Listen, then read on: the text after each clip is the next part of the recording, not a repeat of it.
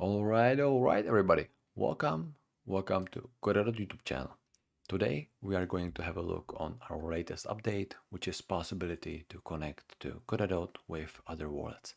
Let's get on to it.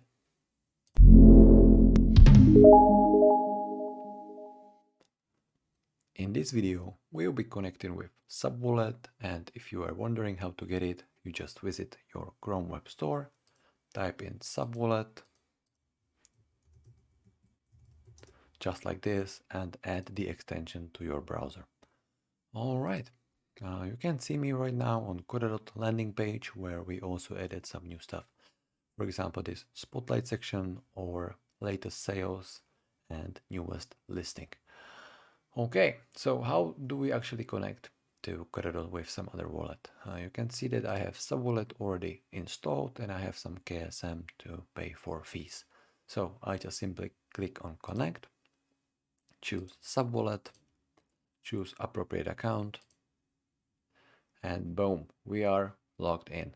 Okay, so let's say you want to buy some NFTs. You go to explore, choose gallery, and either you can use the search function or you can just filter out depending on your needs. So since we are only testing, I'll go from cheaper and choose some cheap NFT to try this stuff out. Okay, let's buy this JSON, for example. So the NFT loads for you. I think there is some sound also, okay. And you can see some information about the creator, the collection number, and some description. So to buy the NFT, you just click on buy. A pop-up comes from Subwallet and you have to put in your password and sign this transaction.